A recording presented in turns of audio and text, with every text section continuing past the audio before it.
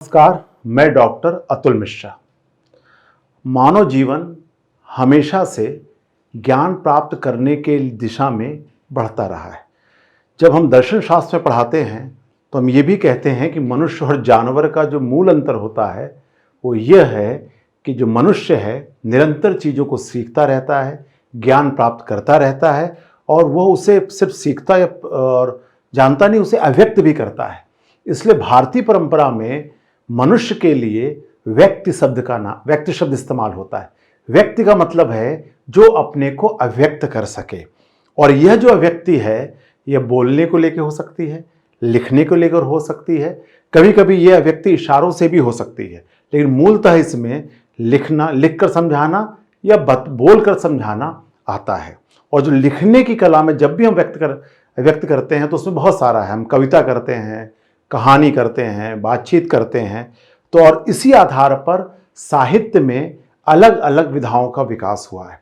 जितनी भी विधाएं हैं हमें जो लिखकर बताने की या बोलकर कहने की, तो उन सब में सबसे जो कठिन विधा मानी जाती है वो है निबंध।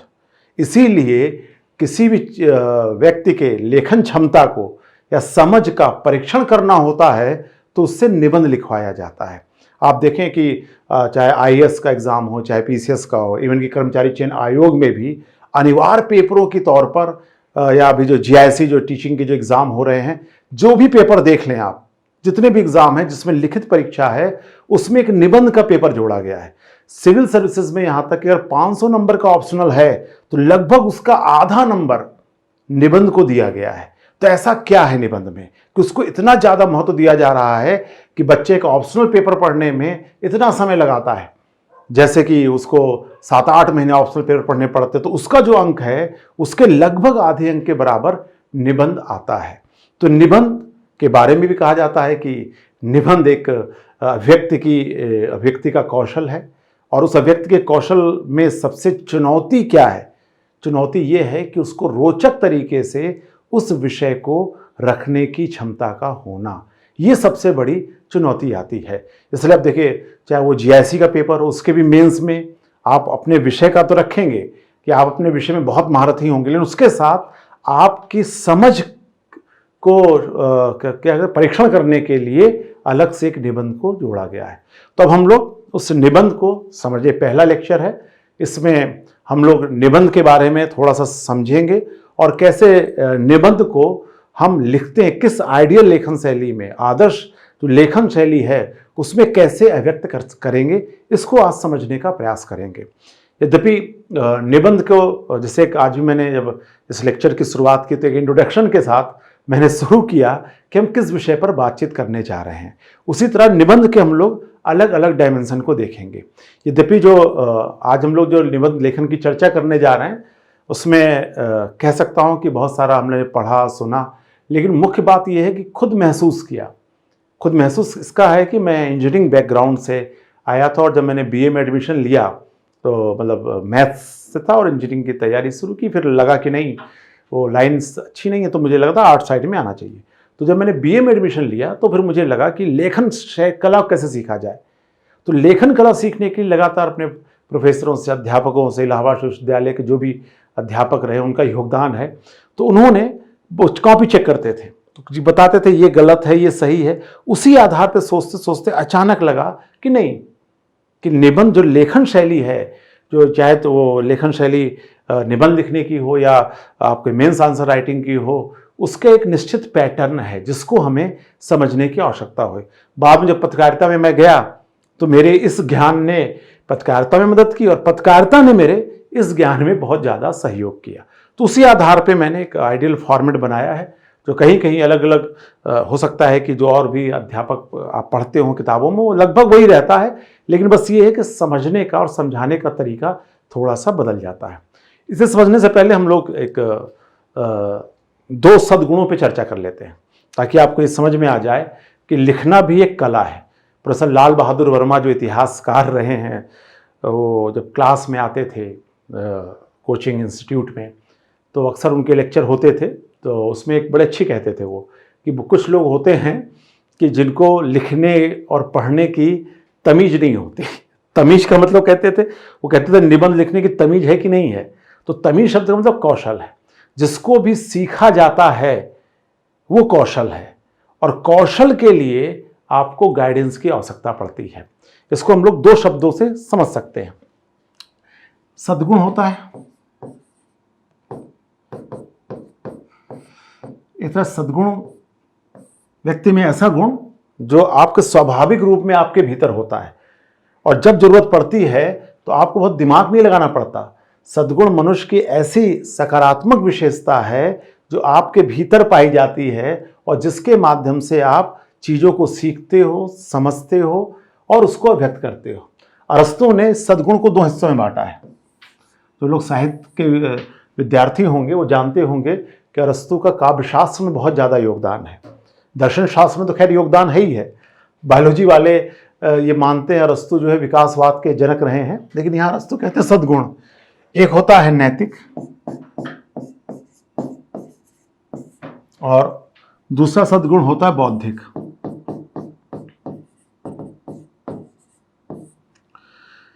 नैतिक सद्गुण कैसे सीखते हैं हम लोग? आचरण से।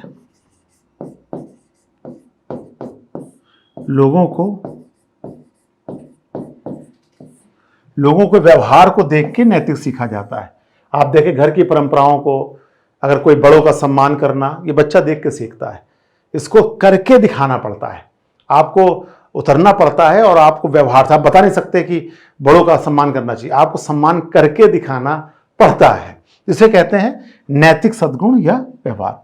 इसका भी छोटा सा मुझे ध्यान आ रहा है कि मेरा स्कूल है छोटा सा, अक्सर मैं बालों में कंघी नहीं करते थे, बाल बिखरे रहते थे, तो स्कूल में चला जाता था और केजी और केजी के बच्चों, मेरे घर में स्कूल है, तो मैं केजी कक्षा 1 के बच्चों को पढ़ाता। जब भी मौका मिलता है मैं उनको पढ़ाता हूँ। तो एक बार कुछ ऐसा हुआ कि मुझे ही अकेले पढ़ाना था। ये हुआ कि आज वो शायद 14 बाल दिवस था, तो बच्चों को बताया गया कि अतुल सर ही आएंगे। तो मैं जब क्लास में गया तो मेरी माता जी स्कूल की प्रिंसिपल, उन्होंने मुझे इशारा किया कि देखो आज ज़्यादातर बच्चे जो है वो बाल बिखेर के आए हुए हैं। क्यों? क्योंकि तुम बिना बाल झाड़े बच्चों को पढ़ाने जाते थे तो बच्चों ने उसे कॉपी कर लिया। तो मेरे लिए ये अनिवार्य हो गया कि अगर मैं पढ़ाने जाऊंगा तो बाल झाड़ के जाना चाहिए। मैंने बहुत सरल सा उदाहरण लिया। उदाहरण के लिए क्या है कि नैतिक सद्गुण जो है वो आचरण सीखा जाता है। अब जो आज का हमारा विषय बौद्धिक सद्गुण, बौद्धिक सद्गुण क्या है? हम किसी चीज को, ज्ञान को समझते हैं, ठीक, फिर उसको बोलते हैं और फिर उसको लिखते हैं। ये जो ज्ञान है, एक तो हमें क्या है, ज्ञान हम प्राप्त कर रहे हैं, और दूसरा उसको अभिव्यक्त कर रहे हैं। बोलते हैं, लिखते हैं। तो किसी बौद्धिक सद्गुण क्या है? ये नैतिक सद्गुण आचरण सीखा। बौद्धिक सद्गुण जो है वह सिखाया जाता है, सीखना पड़ता है। ये अपने आप नहीं हो जाता कि आप देख के कर लोगे। इसलिए मैं कहता हूं कि निबंध लेखन हुआ या लेखन शैली कोई बता नहीं सकता, वो बता सकता है, वो बता रहा है, फिर आपको सीखना पड़ेगा और सीखने के बाद अभ्यास करना पड़ेगा।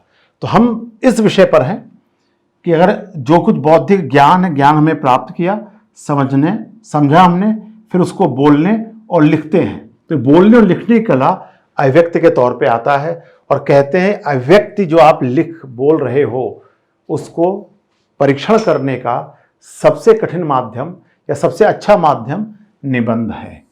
अब हम जो चर्चा करने जा रहे हैं कि ऐसी विधा पर जिसे कि सबसे ज्यादा क्लिष्ट माना जाता है।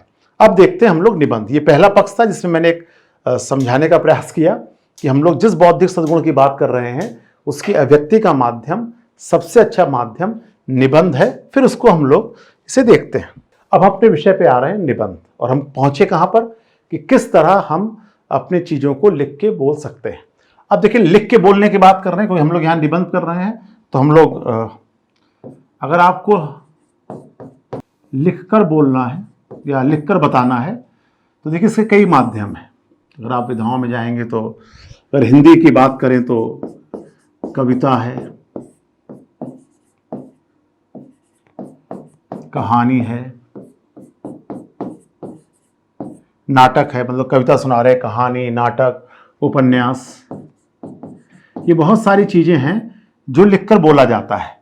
लेकिन इस सब में क्या है, कविता में एक लय है, ठीक, उसमें गायन भी होता है, उसमें तुकबंदी लेकर भाव होता है। कहानी में है, और मनुष्य को बचपन से कहानियां सुनना अच्छा लगता है तो उसमें कहानी भी है।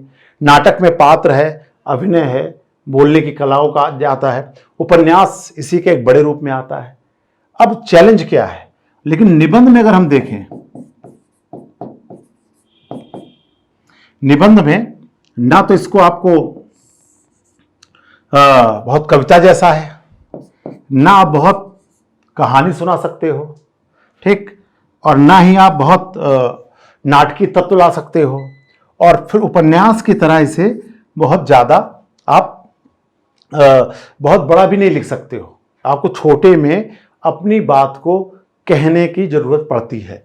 तो क्या है, फिर कविता, कहानी, नाटक, इसमें कोई भी तत्व, छोटे छोटे दोहे भी इस्तेमाल नहीं हो सकते हैं। अब चैलेंज क्या है इस निबंध का, कि आपको मुख्यतः अगर सामान देखा जाए तो जो भी प्रतियोगी परीक्षाएं हैं उसमें लगभग 600 शब्दों से लेकर 1000 शब्दों तक अपनी बात को कहना है।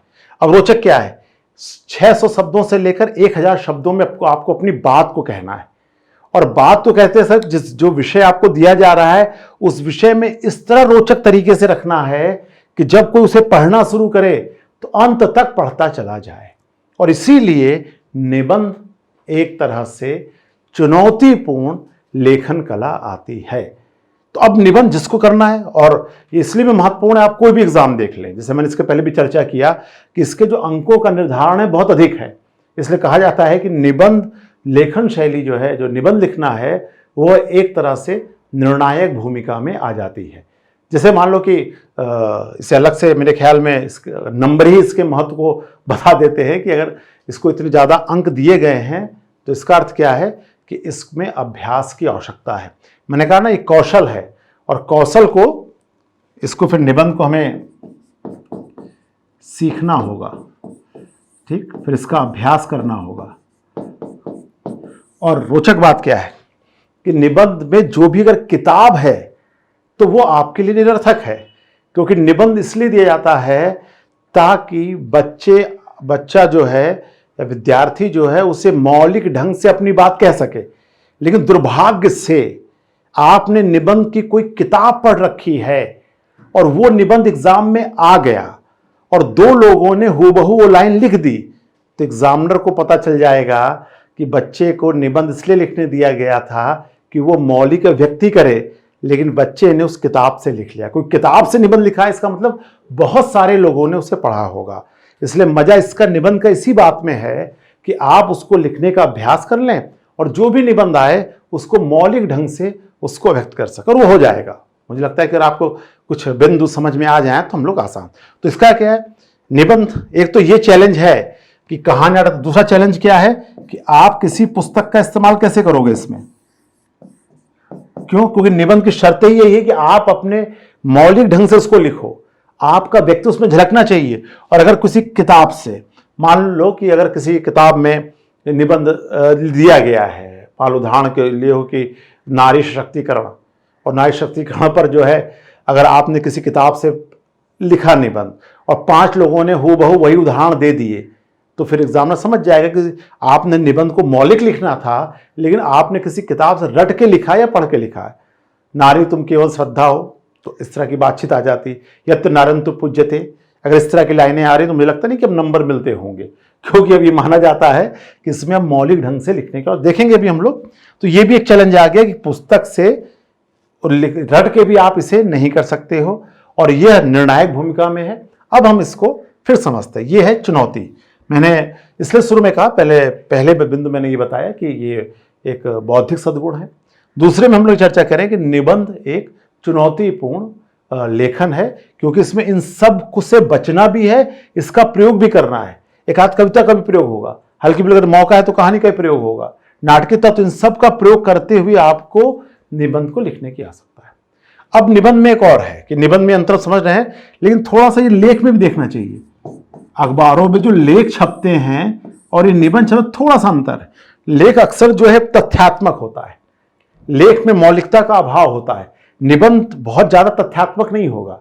एक विषय पे जो लेख आप देखेंगे एक तरह का लेख होगा, लेकिन निबंध में ऐसा नहीं होगा, क्योंकि निबंध में वस्तुनिष्ठता का बहुत ज्यादा महत्व नहीं होता है, बल्कि महत्व इस बात का होता है कि उस विषय में आप क्या सोच रहे हैं और आप उस विषय को किस दृष्टिकोण से देख रहे हैं, आपके विचार किस तरफ जा रहे हैं, उसको लिख सकते हैं। लेकिन लेख में जो भी आप बात करेंगे वो तथ्यों के आधार पर वो बात करना रहता है। तो ये हम लोग इसको देखते हैं।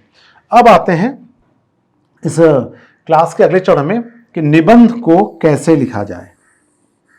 निबंध का जो अगला चरण है, इस पर अभी हम लोग बातचीत करते हैं कि निबंध की परिभाषा जाए। जब निबंध को एक परिभाषा परीक्षा में आती नहीं है कि आपसे पूछा जाए कि निबंध को परिभाषित करें, क्योंकि निबंध को परिभाषित करने के बजाय आपसे वो लिख के दिखा सकते हैं। भाई निबंध का मतलब होता है, जैसे निबंधन संस्कृत में अगर देखा जाए, संस्कृत से हिंदी में जाया जाए, निबंधन मतलब होता था कि पुरानी परंपरा में, शास्त्रार्थ की परंपरा में किसी विषय के जो अलग अलग तर्क हैं उनको व्यवस्थित तरीके से रखा जाता था। तो निबंधन फिर निबंध आ गया कि किसी विषय पे तार्किक ढंग से आप उस पर बातचीत कर सको। और दूसरा जो अंग्रेजी का ऐसे है, उसका जो शाब्दिक अर्थ तो प्रयोग होता है।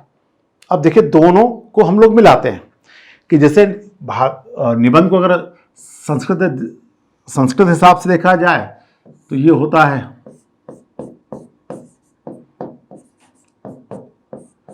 ठीक, निबंधन या निबंध के तौर पे देखें तो जैसे अगर निबंधन कार्यालय होता है जहां पर चीजों को एक सूत्र में बना के रखा जाता है, तो यहां पर तर्क और विचार ठीक सूत्रबद्ध तरीके से संग्रहित होते हैं। ठीक, निबंध एकदम आपका अभी देखेंगे तो बहुत एक मुझे ध्यान आ रहा है, कोई निबंधन कार्यालय ऐसा कुछ भी होता है तो क्या है, विभिन्न तर्क विचार सूत्रबद्ध तरीके संग्रहित करके लोग रखते थे, तो निबंधन उसे कहा जाए। अलग से भाई जैसे महाकाव्य है, गद्य है, पद्य है, कहानियां सब प्रचलित थी, लेकिन एक बीच में संस्कृत में मिलता था। दूसरे अगर आप देखें अगर ऐसे का अर्थ देखें ठीक, अगर अब ऐसे जो है वो क्या है, इसका शाब्दिक अर्थ होगा प्रयोग, जिस सेंस में पहली बार इस्तेमाल हुआ अंग्रेजी लिटरेचर में। तो ये क्या प्रयोग हो रहा है, ये प्रयोग के अर्थ में हो रहा है, अर्थात किसी वजह कविता अलग थी भाई, इंग्लिश लिटरेचर में कविता भी थी, कहानी भी थी, ठीक, उपन्यास भी थे, सब था, लेकिन इसको अलग तरीके से अपने विचारों को रखने के लिए प्रयोग के तौर पर दिखाया गया। तो मैं अपना ये मानता हूं कि इन दोनों का यहां समन्वय है। समन्वय क्या है कि जब हम लोग निबंध कर रहे हैं तो अब इसको हम लोग एक साथ करते हैं कि आपके निबंध में क्या है कि एक निश्चित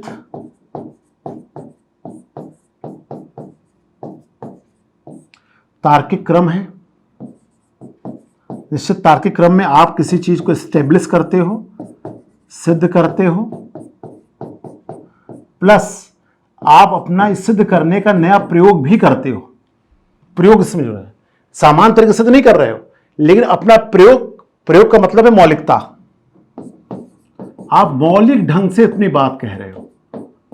ठीक, अच्छा है कि आपको परीक्षा में नहीं लिख रहा है निबंध क्या है, ठीक, नहीं तो इस पर विवाद भी हो सकता था कि भाई कि ये परिभाषा के अनुकूल है कि नहीं हो। लेकिन मैं यहाँ पर, क्योंकि हमें निबंध लिखना है तो हमें दो बिंदुओं का ध्यान रखना होगा। एक ये कि जिसमें सूत्रबद्ध करके संग्रहित करके तरफ विचार किया जाता है, और दूसरा प्रयोग के तौर पर कि निबंध में प्रयोग होते हैं और वो प्रयोग को मिला लें, निश्चित तार्किक क्रम को में किसी वस्तु को विषय को सिद्ध करते हैं, और प्रयोग का मतलब है कि उसकी मौलिकता के आधार पर बातचीत कर रहे हैं।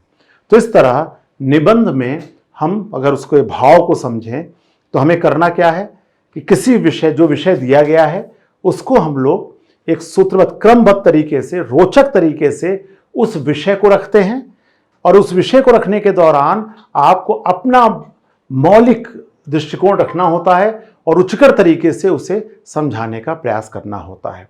तो प्रारंभ में यह निबंध की मूल अवधारणा है।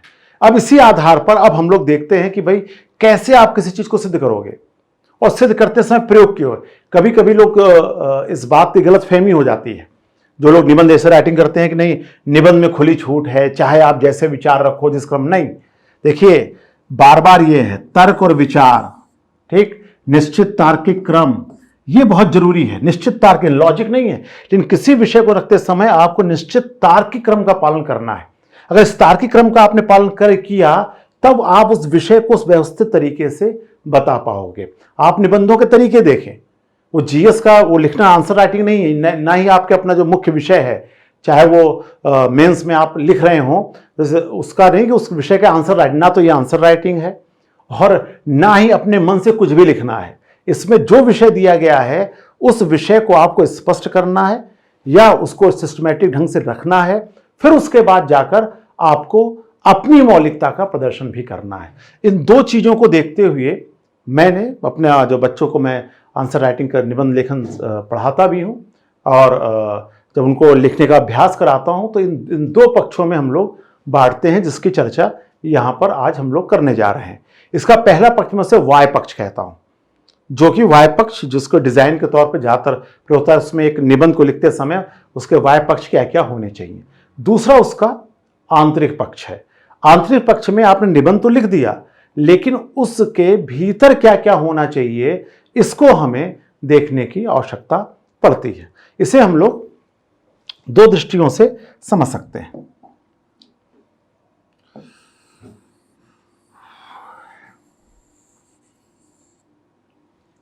अब निबंध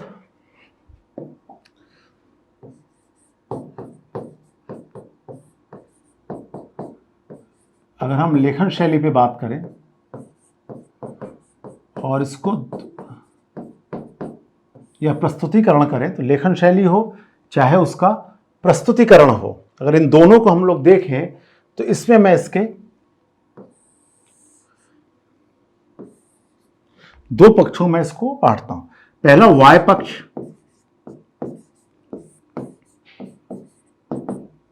दूसरा है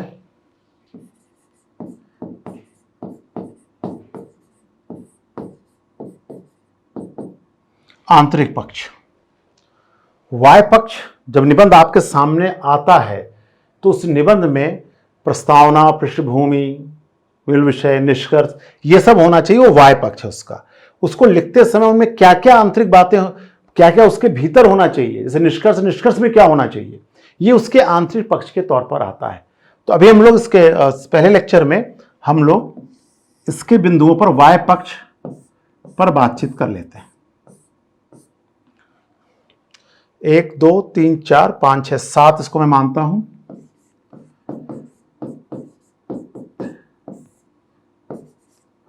प्रस्तावना, पृष्ठभूमि, मूल विषय,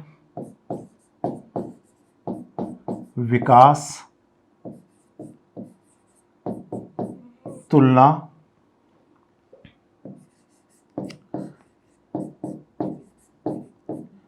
आलोचना और लास्ट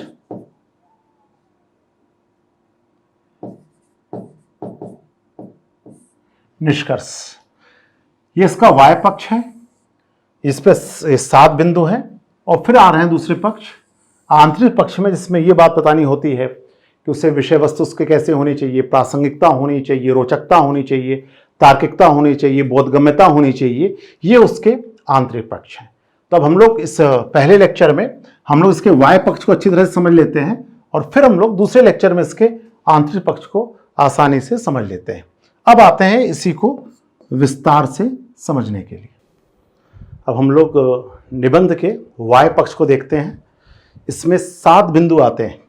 मुख्यतः अभी जब निबंध लेखन में जो सामान्य परंपरा है, वो परंपरा ये है कि उसको सामान्यतः जहाँ निबंध की जो प्रैक्टिस होती है उसको 3 हिस्सों में बांट दिया जाता है। इसमें प्रस्तावना हो जाता है, इंट्रोडक्शन, फिर दूसरे हिस्से में आ जाता है जिसमें हम लोग लिखते हैं कि निबंध का जो कह सकते हैं मुख्य बातें आ सकती हैं, या उसको कह सकते हैं कि मुख्य एरिया या मूल विषय, इसको यहाँ कर दिया जाता है, ये बीच का है, और फिर बाद में इसको निष्कर्ष से जोड़ा जाता है। सामान्यतः अन्य निबंध की किताबों में या बहुत सारी जगहों पर ये 3 हिस्सों में बांटा जाता है। पहला परिचयात्मक होता है, फिर वो मेन बॉडी से कहा जाता है शब्दों में, और फिर आता है निष्कर्ष के तौर पर।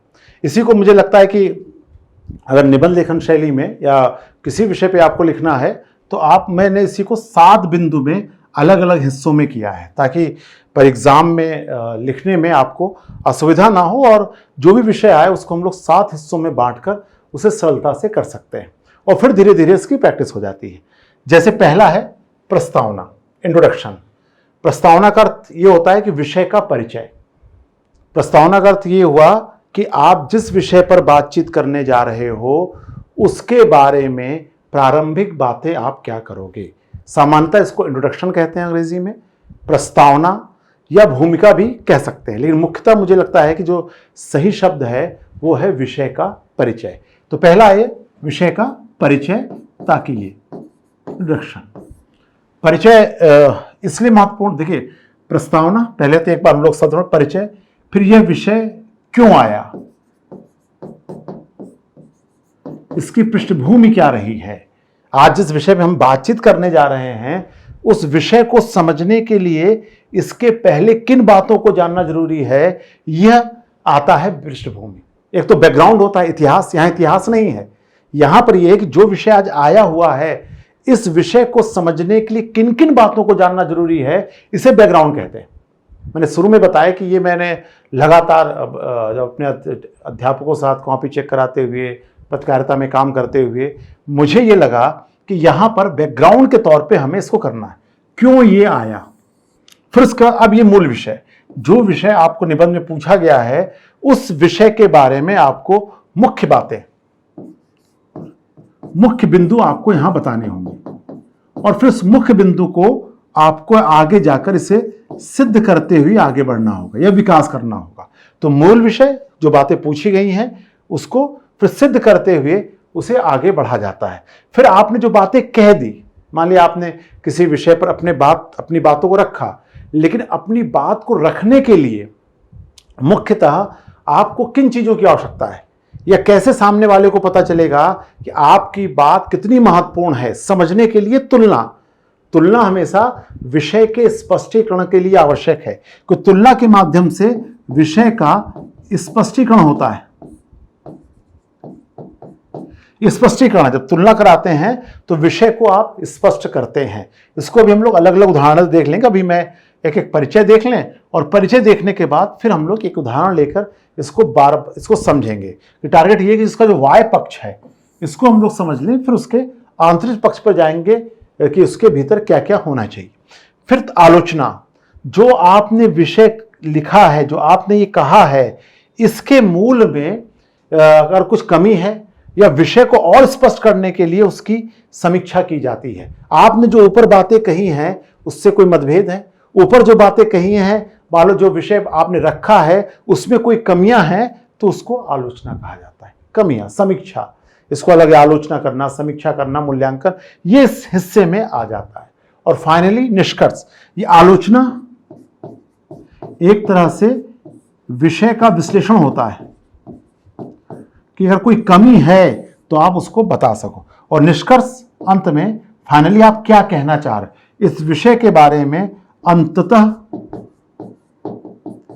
क्या कहना है आपको, अंततः फाइनली इसमें क्या कहना है, ये निष्कर्ष के तौर पर आता है। अब ये देखिए पहला प्रस्तावना, पृष्ठभूमि, मूल विषय, विकास, तुलना, आलोचना और निष्कर्ष। ये 7 पॉइंट हैं जिस पर कि हम एक आइडियल मतलब आदर्श लेखन शैली करते हैं।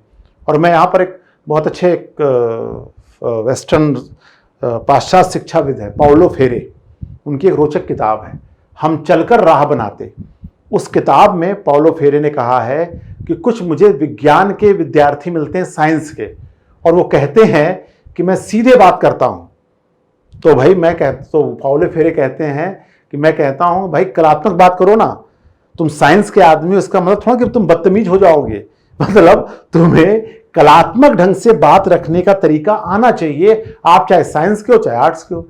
कभी आप फौजियों को देखिए, पुलिस वालों को देखिए, वो स्ट्रेट बात करते हैं, उनका लॉजिक ये होता है कि भाई वो फौज में है। लेकिन मुख्यतः जैसे पाउलो फेरो कहते हैं, कलात्मक ढंग का मतलब ये है कि आप विषय में ये 7 चीजें आने चाहिए मेरे अकॉर्डिंग, कि विषय का इंट्रोडक्शन होना चाहिए, फिर वो विषय क्यों आया उसका बैकग्राउंड होना चाहिए, फिर आपको अपनी मूल विषय जो उसने बातें कही उसको करना चाहिए, फिर जो मुख्य बिंदु बताने के बाद हर बिंदु को आपको डेवलप करना पड़ेगा, फिर जो आपने ऊपर कहा है उसकी तुलना करानी पड़ेगी, फिर उसके बाद आएगा फिर आलोचना। अगर कुछ आप आलोचना लिखना चाहें तो कर सकते हैं, और फाइनली उस निष्कर्ष पर आते हैं।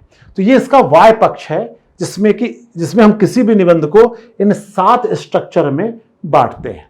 अब एक एक को हम लोग थोड़ा सा विस्तार से समझते हैं ताकि हम लोग एक निबंध को भी साथ में लेके चलते हैं। सबसे पहला निबंध एक सरल सा हम लोग लेंगे जिस पर कि विषय को समझाया जा सके, उसे हम लोग देखते हैं।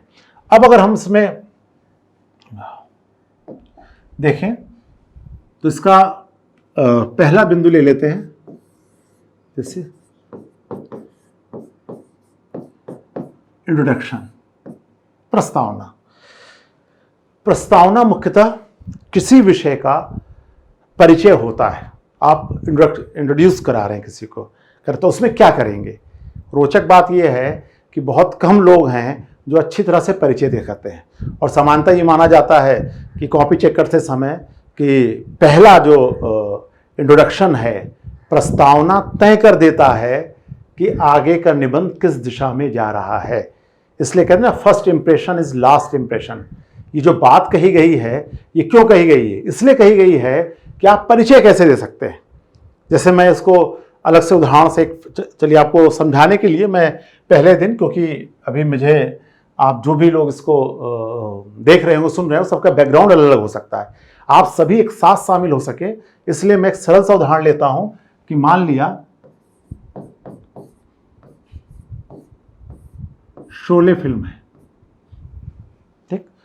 अब शोले फिल्म पर एक निबंध लिखना है मान लिया आपको, और मैं उम्मीद करता हूं कि अगर आप भारत में हैं तो आपने शोले देखी होगी, और जिसने शोले फिल्म नहीं देखी हो वो जाके वीडियो रोक के अपना शोले फिल्म देख ले, और देखने के बाद फिर आगे इसको देखेगा तो उसको निबंध में उसको और मजा आएगा।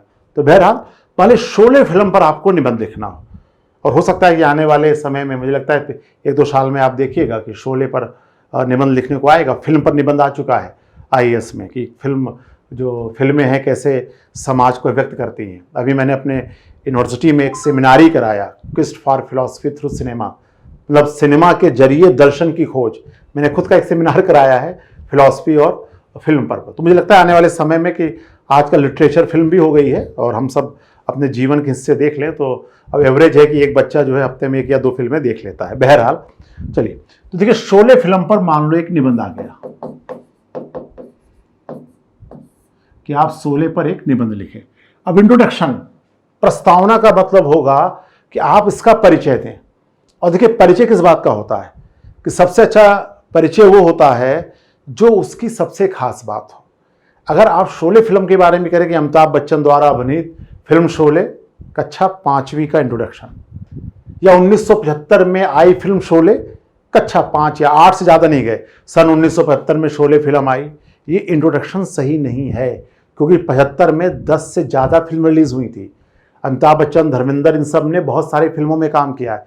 तो शोले फिल्म की जो सबसे खास बात होगी वही उसका इंट्रोडक्शन होगा। तो प्रस्तावना क्या है, प्रस्तावना जो विषय है आपका, उस विषय का जो सबसे बेहतर परिचय होगा, जो सबसे खास बात होगी, वही उसका इंट्रोडक्शन होगा। तो शोले फिल्म इंट्रोडक्शन, प्रस्तावना क्या हो गया, सबसे महत्वपूर्ण बिंदु। सबसे महत्वपूर्ण बिंदु, जैसे मान लिया कि अगर आप शोले फिल्म देखते हैं तो शोले का सबसे महत्वपूर्ण बिंदु क्या है। जैसे मुझे अगर निबंध शुरू करना हो तो इंट्रोडक्शन इस तरह शुरू होगा, भारतीय सिनेमा के इतिहास में जब से हिंदी सिनेमा शुरू हुआ है आज तक जिस फिल्म ने सफलता के सबसे ज़्यादा कीर्तिमान बनाए वह फिल्म शोले। शोले का इंट्रोडक्शन क्या है, वह सबसे लोकप्रिय फिल्म। तो अगर आप निबंध लिख रहे हैं और निबंध लिखने में एक निबंध इस तरह शुरू हो रहा है कि 1975 में शोले और दूसरा निबंध इस तरह शुरू हो रहा है, तो आपको ही कॉपी चेक करनी, तो आपका ध्यान चला जाए। क्यों? क्योंकि शोले का ये सबसे बड़ा परिचय है कि शोले जिस समय आई उस समय की सर्वाधिक लोकप्रिय फिल्म थी। तो इंट्रोडक्शन क्या हो, कोई विषय हो, जैसे मान लो किसी व्यक्तित्व पर आ गया, महात्मा गांधी पर निबंध आ गया, आता नहीं अब तो और कठिन निबंध आएंगे कि भाई महात्मा गांधी, तो उसकी मतलब सबसे खास बात, सबसे अच्छी खास बात क्या होगी? उनका जन्म तो बताओगे नहीं कि निबंध आ गया। आप सोचिए निबंध लिखने को आ गया और आप कहो कि महात्मा गांधी का जन्म 1800 इसमें हुआ था, सब इंट्रोडक्शन तो है नहीं। आप इंट्रोडक्शन कहाँ शुरू करोगे? ठीक, पूरी दुनिया में अंग्रेजों का शासन पूरी दुनिया में था, उनके शासन को उखाड़ फेंकने के लिए एक नई विधि अहिंसा का प्रयोग करने वाले महात्मा गांधी ना सिर्फ भारत में बल्कि पूरे विश्व के महत्वपूर्ण व्यक्तियों में सम्मिलित होते हैं। कोई महात्मा गांधी का योगदान अहिंसा और अंग्रेजी शासन से मुक्ति के लिए तौर पे देखा जाए। इस तरह आप किसी विषय करते हैं, हर व्यक्ति का दृष्टिकोण अलग अलग हो सकता है, लेकिन अगर निबंध आ रहा है तो आपको इस पर उसके सबसे महत्वपूर्ण बिंदु पर करना होगा। जन्म, डाटा, सन, ये सब निबंध में जितने कम प्रयोग होंगे उतना अच्छा होता है। फिर आता है दूसरा, पृष्ठभूमि।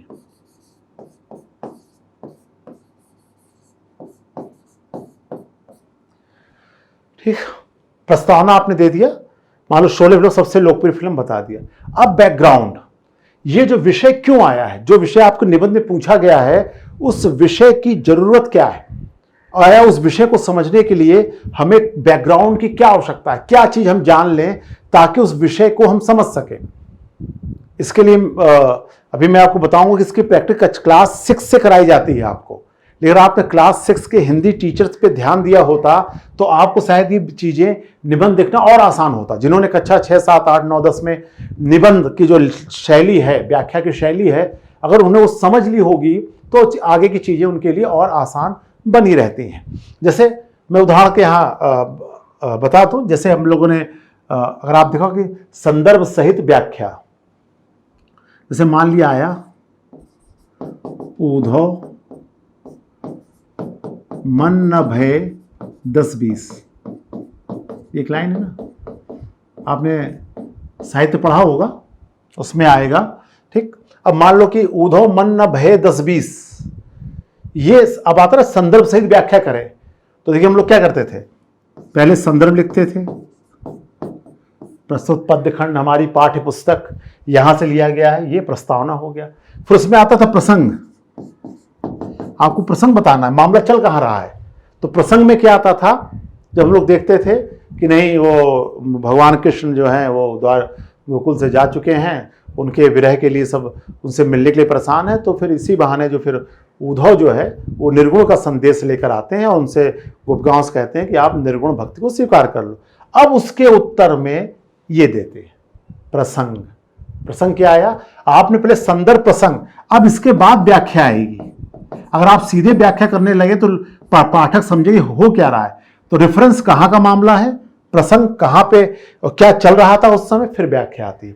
उसी तरह यहां पर पृष्ठभूमि की प्रस्तावना, इंट्रोडक्शन तो आपने दे दिया, संदर्भ। अब प्रसंग, शोले का बैकग्राउंड क्या है। अगर आप शोले फिल्म का अगर हम लोग उदाहरण देखें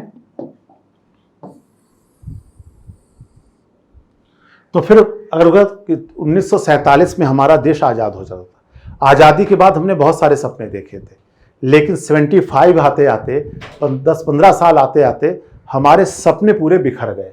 क्या हुआ कि गरीबी बहुत बढ़ गई थी, और उस समय जो पूरे उत्तर भारत में राजस्थान से लेकर मध्य प्रदेश होते हुए बिहार तक डाकुओं का बहुत प्रकोप था। तो फिर भी इस पूरे क्षेत्र में डाकुओं की अलग अलग कहानियां चल रही थी, डाकुओं का प्रकोप भी बढ़ गया था। और 62 आते आते नक्सलवाड़ी मूवमेंट शुरू हो गया था बंगाल में। तो वहां पर क्या था कि भाई नक्सलवाड़ी मूवमेंट में क्या था कि लोगों ने खुद ही हथियार उठा लिया था अपनी आजादी, अपने मतलब कि जमींदारों के खिलाफ या उन लोगों के खिलाफ जो लोग अत्याचार कर रहे थे। वो पुलिस को भरोसे नहीं थे। तो एक तरफ क्या देश आजाद हुआ, आक्रोश था, और हमने देखा हिंदी चीनी भाई भाई, हिंदी चीनी भाई शांति की बात हमने की तो चीन ने हमको हरा दिया। और 71 के युद्ध में हमने पाकिस्तान को ईंट का जवाब पत्थर से दिया और हम विजयी रहे। इस बैकग्राउंड में शोले फिल्म आती है। अब ये बैकग्राउंड बताना क्यों जरूरी है, शोले आज बन जाए, आज क्यों नहीं हटो पा रही। आज राम गोपाल वर्मा ने शोले बनाई, बैठ गई पूरा। ना तो आज डाकुओं का प्रकोप है, ठीक, ना तो आज डाकुओं डर लगता है। आज अगर एक बार गब्बर सिंह को मेरा बच्चा देख रहा था 7-8 साल का, तो उसने, मैंने कहा उसको पहचानते हो कौन है, तो उसने कहा लगता है कि फैंसी ड्रेस कंपटीशन में जा रहा है। इसका मतलब क्या है, आज शोले क्यों नहीं हिट है, क्योंकि बैकग्राउंड अलग अलग है, पृष्ठभूमि में देखना चाहिए। तो ये पृष्ठभूमि तय करती है। तो उस विषय क्यों आया, या इसका पीछे पृष्ठभूमि क्या है, इसे बताना रहता है विषय क्यों आया। और यहां पर हम पूरा इसमें अगर बैकग्राउंड बताएं, आजादी, ठीक, चीन का युद्ध, पाकिस्तान का युद्ध, नक्सलवाड़ी मूवमेंट, और फाइनली डकैतों से त्रस्त। तो अभी क्या है, इसलिए यहां पे देखिए डाकू को मारने के लिए पुलिस का इस्तेमाल नहीं हुआ है, डाकू को मारने के लिए चोर का इस्तेमाल हुआ है। तो ये इन सब का प्रभाव था, और वो प्रभाव जनमानस में था, आक्रोश भी था। अक्सर जब हमारे में आक्रोश होता है तो हिंसा में पसंद आती है।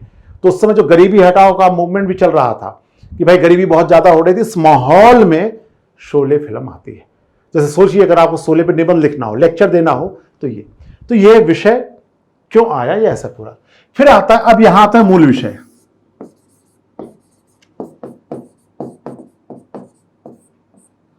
अब यहां पर आपको पूरी बात कहेंगे। मूल विषय मतलब जो निबंध का शीर्षक है उससे संबंधित मुख्य बिंदुओं को आप रखते हैं। ये बिंदु इस विषय में ये हो सकते हैं। अब जैसे मान लो इसमें शोले फिल्म के बारे में अगर होगा तब यहां पर ही अक्सर लोग निबंध का मतलब सीधे से पहुंचना होते हैं। कुछ लोग कहते हैं टू दी पॉइंट बात करो। तो टू दी पॉइंट का मतलब ये पॉइंट होने चाहिए, ऐसा नहीं कि टू दी पॉइंट हो तो सीधे मूल विषय पे आ जाओ। यहां तो मैं निबंध की बात कर रहा हूं। कभी आप लेखन शैली में कोशिश करेंगे 200 शब्दों में आपको कोई बात लिखनी होगी, तब भी इतने बिंदुओं को देखना होगा।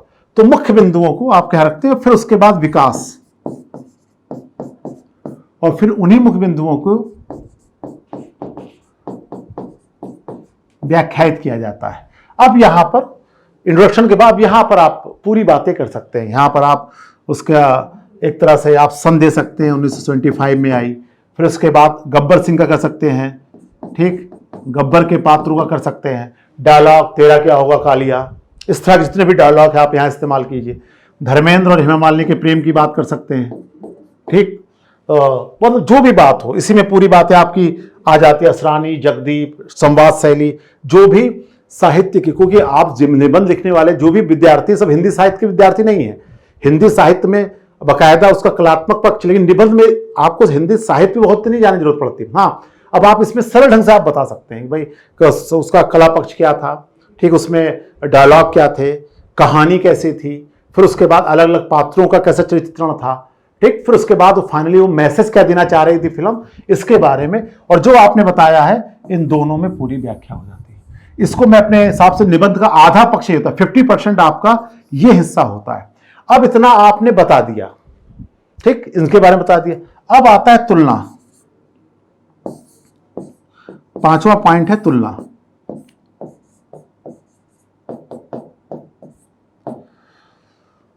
तुलना विषय का स्पष्टीकरण होता है हमेशा। तुलना करना, तुलनात्मक क्या होता है, तुलना करने से आप विषय को समझ जाते हो। मान लो जैसे मैं एक हमारे रिश्तेदार उनके यहाँ गया, तो मैंने ऐसे एक बच्चा 6 या 7th में होगा, तो मैं उससे बातचीत करने लगा। तो मैंने कहा शोले फिल्म देखी है? उसने कहा नहीं देखी शोले फिल्म। अब बड़ी समस्या। तो मैंने कहा कि तुम्हें पता है शोले कितनी बड़ी हिट थी? क्या नहीं पता। मैंने कहा बाहुबली देखी? उसने कहा, मैंने कहा जितना बाहुबली ने पैसा कमाया है उसी टक्कर की फिल्म शोले है। तब वो क्लिक कर गया, उसने शोले नहीं देखी, लेकिन बाहुबली फिल्म के उदाहरण से तुलना करने से वो समझ गया। तो तुलना हमेशा बराबरी वालों से होती है। तुलना हमेशा विषय का स्पष्टीकरण है। यह विषय को स्पष्ट करने के लिए कि और आप सही तरीके से जान सको। इसलिए अगर शोले की तुलना होगी तो बाहुबली से होगी, अथवा कि गोविंदा की हीरो नंबर 1 से हो जाएगी तुलना। एक फिल्म शोले थी और दूसरा, मुझे अगर शोले की हिट समझानी थी तो मुझे बाहुबली उदाहरण देना पड़ेगा, या फिर पुराने में होता है मदर इंडिया से इनकी तुलना। फिर आप तुलना करोगे तो भाई एक फिल्म शोले हिट हुई थी, अब उसके बाद फिर आए बाहुबली आया, फिर किस्मत आई, मदर इंडिया, मुगले आजम, इस तरह की बहुत सारी फिल्मों के हम नाम ले सकते हैं। क्योंकि यहां तुलना करने से हमें इस विषय के बारे में और महत्व पता चला। इसलिए तुलना हमेशा याद रखें, बराबरी वालों से हो सकती है। और अक्सर बच्चे अपना नोट्स बनाते हैं, मान लो ऑप्शनल के सीखो, तो मैं उनसे कहता हूं तुलना से बचना भी चाहिए, क्योंकि कभी कभी जो है तुलना जो है वो आपको नुकसान कर सकती है, क्योंकि तुलना अगर आपने सही ढंग से नहीं की तो प्रॉब्लम है। इससे मुझे याद है कि मैं एनएसएस में एक जगह लेक्चर था मेरा, मैं उस लेक्चर में गया तो मैंने ऐसे ही बहुत सारे डिग्री कॉलेज की लड़कियां थी, वहाँ मैंने पूछ लिया वहाँ पर कि ये बताओ आप में से कि भगत सिंह का जन्मदिन कब पड़ता है। मैंने ये पूछा तो कोई नहीं बोला, मतलब हो सकता है बहुत कम ध्यान जाता है, शहीद दिवस जाता है। अचानक एक लड़की खड़ी हुई, उसने कहा मैं बताऊं सर, उसने कहा 2 अक्टूबर। तो मैंने यही कहा कि बेटा तुमको चुप ही रहना चाहिए था, क्योंकि तुमने 2 अक्टूबर बताकर ये तो बता दिया कि तुम्हें भगत सिंह के बारे में नहीं पता, तुमने ये भी बता दिया कि तुम्हें महात्मा गांधी के बारे में नहीं पता। कि तुम्हें महात्मा गांधी के बारे में पता होता तो तुम ये जरूर बताते। तो ये कभी नहीं कहती 2 अक्टूबर। तो कभी कभी तुलना नहीं आती तो छोड़ देना चाहिए, लेकिन तुलना हमेशा बराबरी वाले से करनी चाहिए। और तुलना अक्सर आता है ना, तुलनात्मक लेखन होना चाहिए, तुलना एकदम सटीक होनी चाहिए। अब हमारे पास समय नहीं रहता, निबंध भी 600 शब्दों में, 800 शब्दों में या 1000, एक दो एग्जाम होते हैं इसमें 3 शब्दों में आता है। इतने छोटे हिस्सों में आप वो साहित्य वाला निबंध नहीं लिख सकते हो तो 2000-3000 शब्दों का होता है। यहां पर निबंध जो है वो एक रिपोर्ट जैसा हमारे सामने आता है, इसमें आप रोचक ढंग से उस बात को कर रहे हैं। तो तुलना हो गई। फिर आता है आलोचना। देखिए, आलोचना का जो अर्थ है इसको पॉजिटिव लेना चाहिए। आलोचना भी मैं कहता हूं विषय को आप गहराई से समझे हैं कि नहीं समझे हैं, इसके लिए आलोचना शब्द का इस्तेमाल किया जाता है। जैसे मान लो उदाहरण के तौर पर यहां पर मान लो शोले फिल्म के बारे में हम बातचीत कर रहे हैं, तुलना कर रहे हैं, तो यहां पर सरल ढंग से देखा जाए तो अब आलोचना ये है कि ये फिल्म कहते हैं कि विदेशों में इसके पहले एक फिल्म आई थी भारत में, मेरा गांव मेरा देश, उसमें भी डाकू जब्बर सिंह बना था, डाकू को मारने के लिए चोर का इस्तेमाल हुआ था, धर्मेंद्र था। तो इस तरह यह जो इस्तेमाल हो रहा है तो ये क्या है, शोले पे आरोप क्या लग रहा है कि वह एक फिल्म की नकल थी।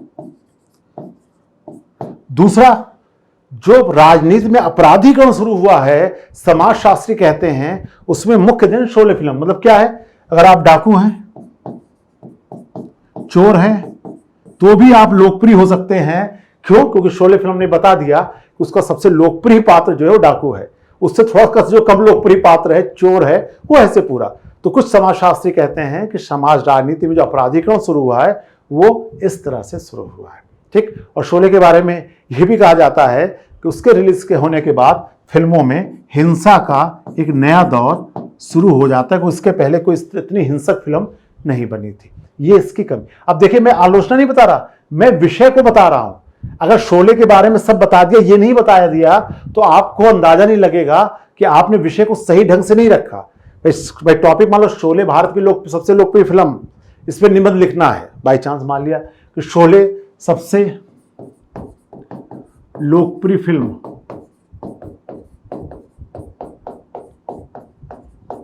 सबसे लोकप्रिय फिल्म शोले, तो आप शोले के बारे में जब बता रहे हो और आपने कमी नहीं बताई, इसका मतलब आपने कुछ बातें छोड़ दी।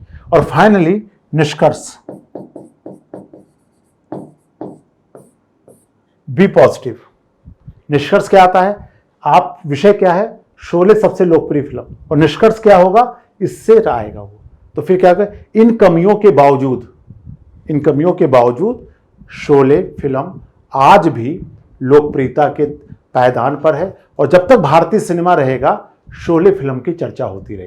तो निष्कर्ष मतलब जो बातें हो रही है, फाइनली आप कहना क्या चाह रहे हो, फाइनली क्या कहना चाह रहे हैं आप, ये निष्कर्ष में टू पॉइंट सीधे आता है। इसमें फिर कोई नई बात नहीं शुरू कर सकते आप। इसमें जो अभी तक आपने कहा है उसके निचोड़ को लेकर बातचीत होती है। तो ये, लेकिन क्योंकि निबंध में आपको पूरी मौलिकता की गुंजाइश रहती है, आप निष्कर्ष नहीं लिख सकते जिस तरह कि आप जीएस के पेपर में लिखते हो कि ऊपर की सारांश आपको नहीं करना है कि यहां लाके सारांश कर दिया। यहां पर आपको जिस विषय आपसे पूछा गया था उससे संबंधित रोचक ढंग से आपको बात करनी। लेकिन तरीका क्या है, बी पॉजिटिव। जो विषय पूछा गया है उस विषय से संबंधित सकारात्मक चीजें आप खत्म करेंगे। जैसे इन कमियों के बावजूद शोले जो है अभी भी लोकप्रिय फिल्म बनी है, और जब तक भारतीय सिनेमा रहेगा शोले एक मापदंड के तौर पर देखा जाएगा, और अभी भी पूरे भारतीय दर्शकों को, हिंदी दर्शकों को नई शोले का इंतजार रहेगा। अब देखिए, मैंने एक सरल सा उदाहरण लिया। मैं ये मान के चल रहा हूं कोई अगली जो क्लास होगी उसमें अब हम लोग उदाहरण लेंगे अलग अलग निबंधों के, और जो निबंध परीक्षाओं में आते रहे हैं उन्हीं निबंधों को लेकर चलेंगे। लेकिन एक प्रारंभिक जो पहले लेक्चर में मैं अक्सर बच्चों से, जब क्लास में भी, ऑफलाइन क्लास में भी हम लोग पढ़ते हैं, तो उसमें चर्चा होती है कि किस तरह से हम किसी निबंध को लिख सकते हैं। और ये एक लोकप्रिय, अब इसको अब परीक्षा के दृष्टिकोण से देखा जाए तो आपको कोई विषय आता है, आपको देखना है इसको इंट्रोडक्शन क्या है, मतलब जो विषय आया है उसके सबसे परिचयात्मक बात, और फिर उसके परिचय के बाद फिर वो विषय क्यों आया, बैकग्राउंड। आज भी आप देख लें, अगर हम लोग आज शोले फिल्म को, आज का बैकग्राउंड क्या है, ग्लोबलाइजेशन का दौर है। ग्लोबलाइजेशन के जब 90 के बाद ग्लोबलाइजेशन शुरू हुआ तब कौन हिट हो रहा था, मतलब वो लोग जो भारत में भी डांस कर रहे हैं, अमेरिका में मिस के पिरामिड पर तो शाहरुख खान, अक्षय कुमार, ये पूरी लॉबी आई। उस समय वो 80, 70 और 80 का यंगरी यंग मैन जो फैक्ट्री में काम कर रहा है और मजदूरों की लड़ाई कर रहा है, दीवार का अमिताभ बच्चन, वो हिट नहीं थे। क्यों थे? क्योंकि बैकग्राउंड बदल गया था। इस बदली हुई पृष्ठभूमि का बड़ा असर पड़ता है। तो आप ये बैकग्राउंड, किसी विषय के बैकग्राउंड के लिए अनिवार्य है। फिर मूल विषय, फिर जब आप बैकग्राउंड बता दो विषय क्यों आया, उसका जैसे आप विषय क्यों आया तो आप उसके बारे में चर्चा कर लेंगे। फिर उसके बाद अगला हिस्सा आता है फिर मूल विषय। अब यहां पर आपको, हाँ, परीक्षा में ध्यान रखिए, ये सिर्फ एक पैरा ज्यादा नहीं होना चाहिए, इंट्रोडक्शन और बैकग्राउंड। कोशिश ये हो एक ही पैराग्राफ, और प्रस्तावना तो पहला पैराग्राफ के अंतिम लाइन तक आपने विषय पर आ जाए। शुरू कहीं से, अभी हम लोग प्रैक्टिस करेंगे, आगे के जितने भी लेक्चर्स होंगे उसमें हम लोग प्रैक्टिस करेंगे, लेकिन यहां पर आप सरल ढंग से इसको देख सकते हैं। प्रस्तावना, फिर अब मूल विषय, ज्यादातर उस विषय से जुड़े जितने भी डायमेंशन हो सकते हैं आप इन दो में, उस डायमेंशन के पहले बिंदु तय कर लीजिए, फिर उन बिंदुओं की व्याख्या कर लीजिए। जैसे हमने यहां पर किया कि हमने इसे अभिनय से लेकर, संवाद शैली से लेकर, फिल्मांकन से लेकर इस पूरी बातों को व्याख्यायित किया। फिर तुलना मैंने बताया ना, विषय का स्पष्टीकरण के तौर पर आता है। और रोचक बात तुलना में यह था कि बराबरी वाले से होना चाहिए।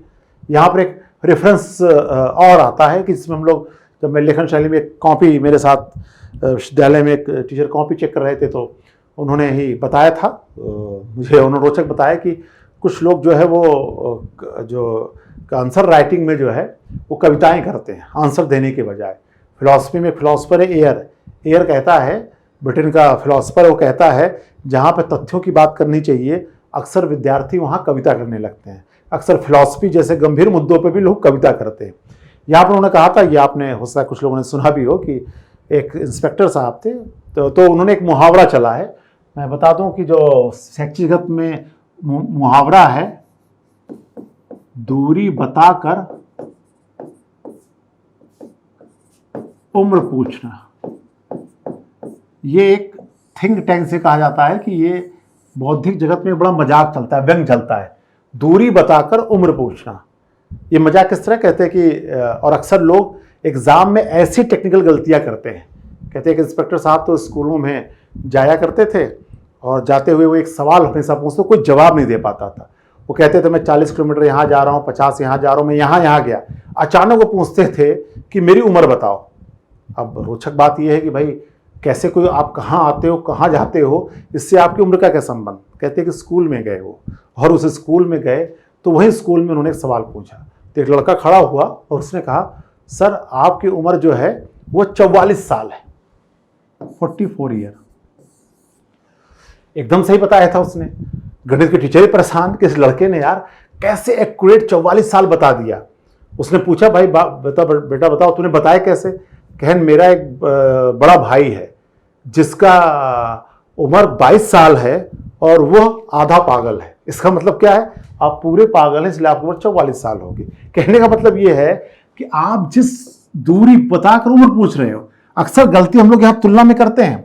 तुलना में क्या होता है, विषय कहीं चल रहा है, अचानक आप एक नई तुलना करते, जैसा कि मैंने भगत सिंह और उनके गांधी के बारे में बताया। अक्सर लोग ऐसे सवाल का जवाब भी करते, कौन बड़ा है, अंबेडकर बड़े की गांधी। इस तरह के सवाल में क्या माना जाता है, कैटेगरिकल मिस्टेक कहते हैं लॉजिक की भाषा में। दो अलग अलग कैटेगरी के लोगों को एक लेवल पे लाकर आप तुलना कराते हो तो ये प्रॉब्लम वाली बात है।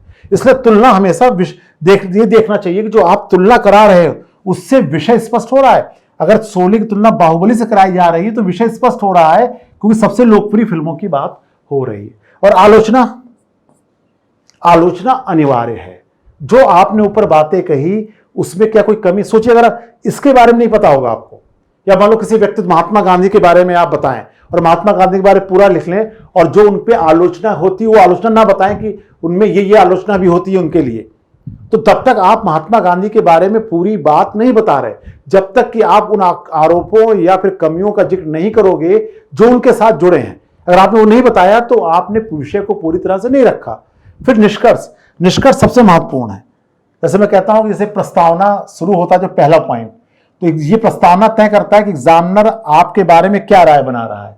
और कोई महान से महान टीचर चाहे जितनी जल्दी में हो, नंबर देने से पहले लास्ट में निष्कर्ष जरूर ध्यान से पढ़ता है, क्योंकि वहां कलम रुकती है, वो देखता है। इसलिए निष्कर्ष, लोग कहते हैं फर्स्ट इंप्रेशन लास्ट इंप्रेशन, लेकिन इसके साथ कहा भी गया है अंत भला तो सब भला।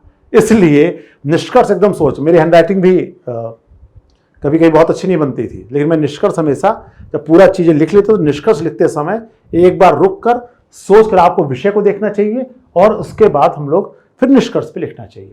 तो मुख्यतः यह 7 बिंदु हैं: प्रस्तावना, पृष्ठभूमि, मूल विषय, विकास, तुलना, आलोचना और निष्कर्ष। कोई विषय आ जाए आपको इसी फ्रेम में रखना होता है। कुछ आपको किसी विषय पे लिखने को आ जाए, आप एक सोच के देखिए, ये निबंध की तो लेखन शैली है, लेकिन मेरा ये मानना है ये आइडियल लेखन शैली है। जैसे मान लो उदाहरण के तौर पर अगर हम कहें कि मान लो आपको 14 सेकंड में बात करनी हो या 2 मिनट में बात अपनी कहनी हो। और आप देखें, जैसे अगर आप कोई न्यूज़ चैनल में देखें, जो रिपोर्टर होता है वो कैसे इन चीज़ों का पालन करता है।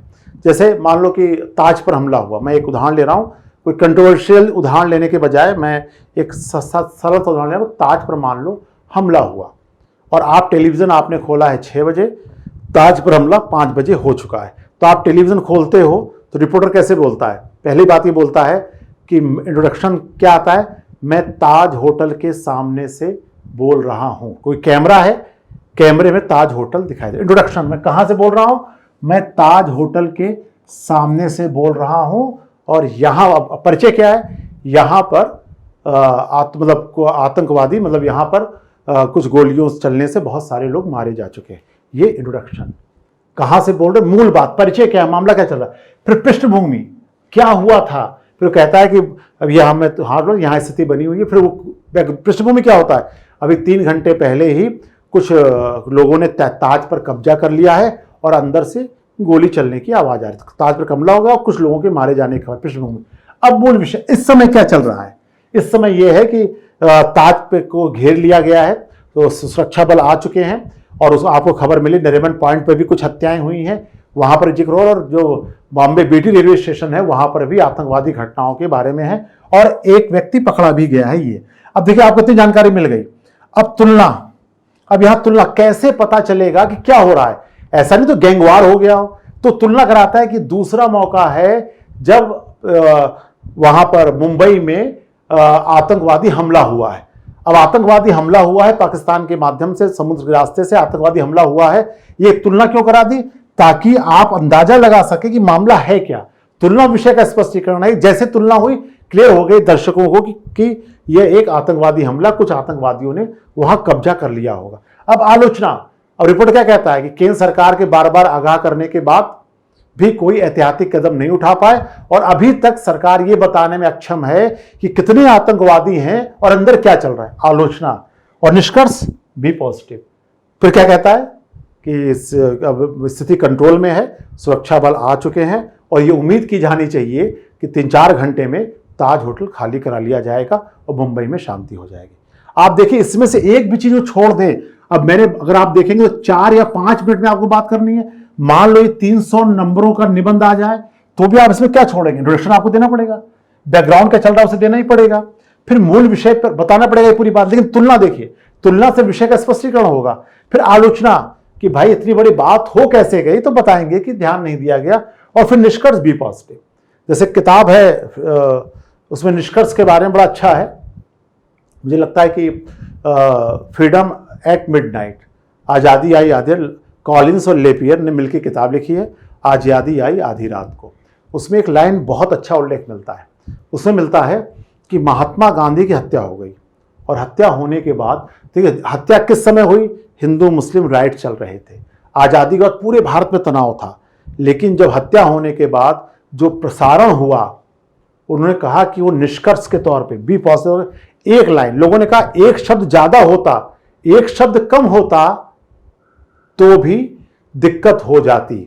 जैसे उस प्रसारण में क्या था कि महात्मा गांधी की गोली मारकर हत्या कर दी गई है, मारने वाला एक हिंदू है।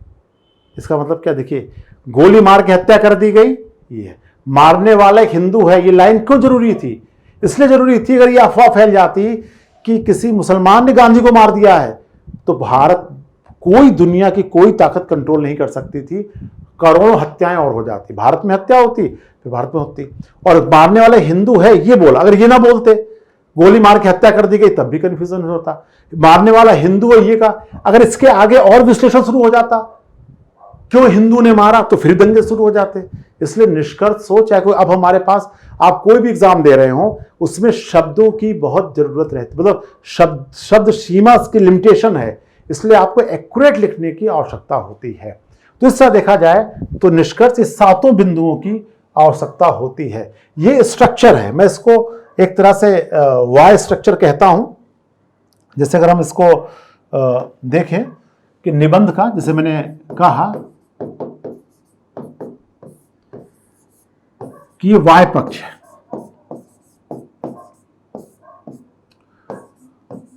कि कोई भी निबंध का स्ट्रक्चर इस तरह होगा। अगर हम इसको पूरा वो देखें तो पहला आ गया है, पहला, दूसरा, तीसरा, चौथा, पांचवा, छठवां, प्रस्तावना,